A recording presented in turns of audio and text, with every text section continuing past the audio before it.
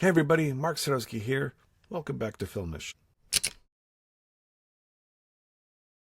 So last week, Fujirumors released something pretty interesting. They released a top-selling chart of all cameras in Japan. I think it was one of their top retailers in Japan that released that chart. And on it, you had the Fujifilm X75 and the XE5 as number 2 and number 3. 2 and 3. Number 1 was the Ricoh GR4, the brand new camera, and it's tearing up the charts, and it is supposed to be an awesome camera. I personally can't wait to try it myself. And most recently, Fujirumors also announced that the Ricoh GR series cameras is going to release a monochrome-only camera, which is pretty exciting too. Well, we've been dying for an X70 successor, an X80 if you will, or whatever the camera will be.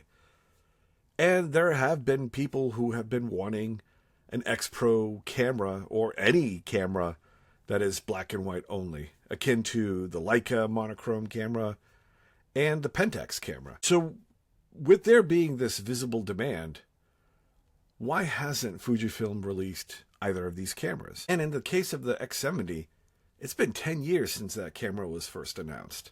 It feels like it's time. And I think it comes down to a couple factors. One, the X70 didn't sell very well, according to rumors. Now, mind you, all of this is coming in second, third hand. Fujifilm has never released any official numbers, nor would they release it to a schmuck on the web. Me being the schmuck. At the time, when that camera was released, it also launched in addition to the X Pro II and the XE2S. And it probably didn't find its foothold, especially with the X Pro II being as popular as it was back then. It was a big improvement over the X Pro 1. And I think a lot of people were really excited for that camera. And on top of that, the X70 also had a nail in the coffin. Basically, Sony stopped producing the 16 megapixel sensors. So that made the X70 and subsequently the XE2S dead in the water. And I know the X70 is doing gangbusters on the secondhand market. It's as much as a X100S was back in the day. And for a 10-year-old camera. So I get it. But let's also remember that Fujifilm has had some not so great sales on certain cameras. Without even considering the X70 right now, let's consider the XH1. Back in the day, Fujifilm didn't really have a good balance in release dates. And they released the XH1 very close to the launch of the XT3, I think it was. And because of that, the XH1 kind of floundered in the market. In fact, I still remember seeing the XH1 bundled with the battery grip selling for under $1,000. And that was a bit of a hit to Fujifilm, I would imagine. Again, I don't have solid numbers. I'm just kind of reading between the lines and reading other folks' opinions on the matter. And then there was the X Pro 3. X Pro 3 launched quite controversially. It was divisive in that the hidden LCD screen in the back, a lot of people didn't like that. But on top of that, you had the hardware issues to go with it. Basically, faulty equipment means sending it back to Fujifilm for a repair. And that just bled into their profit. But rumor has it that it had a very strong initial sales, but then sharply declined after that. Now, to my knowledge, the Fujifilm X Pro 3 never sold at a discounted price. I don't know why, but I would imagine that they took a bit of a hit on that one. So with all that, Fujifilm has become very, very cautious, I think. I mean, look at the release of the X106 and the XE5 and other cameras right now. You see an initial burst of inventory going out, then there's a bit of a wait, Then they send out the rest, and they're going in little bits of basically sending it out as a trickle. It feels like, and this is just my point of view, that Fujifilm is so cautious in having extra inventory that they don't want to be stuck with that. Not the responsibility, not the discounted prices. They are being very careful with sending out inventory to the market. So now let's look at a camera like the XM5. The XM5 is a small camera, and I thought it would be a perfect size for an X70 successor. All you need is that fixed lens on it, and I think they have a winner, it's a solid camera. So why the XM5 and not an X70? So when you look at the XM5, you have the flippy screen, you have the LCD screen, no electronic viewfinder, the knobs and dials, all of that can be found on other cameras. So the investment in this is very minimum. And it has the interchangeable lens, which means you could use any lens already on the market. It feels like that's a low risk for a brand new camera line. Because ultimately, if the camera line fails, the parts can be used for other cameras. But not so with a black and white camera or an X70. So with an X70, the thing that is different from the X70 and all the other cameras is very similar to the X100 right now. It has its own lens system that is very custom to that one specific camera. Now for the X100, it's a no-brainer. It's a super successful camera. And they use the same lens elements from the X100 all the way down to the fourth version.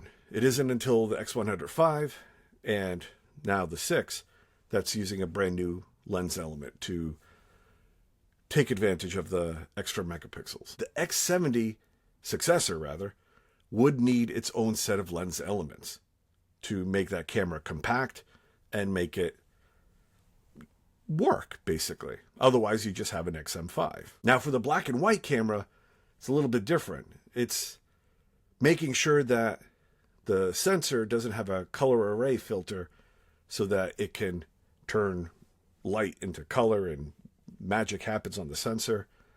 So that one isn't a big, huge risk, but it's, again, a very niche market. So this is why I don't think we have seen an X70 or a black and white only camera. Now, does that mean it's not going to happen? I don't know. I'm very curious to see what's going to happen with the next X Pro camera. Maybe they'll have a black and white only version.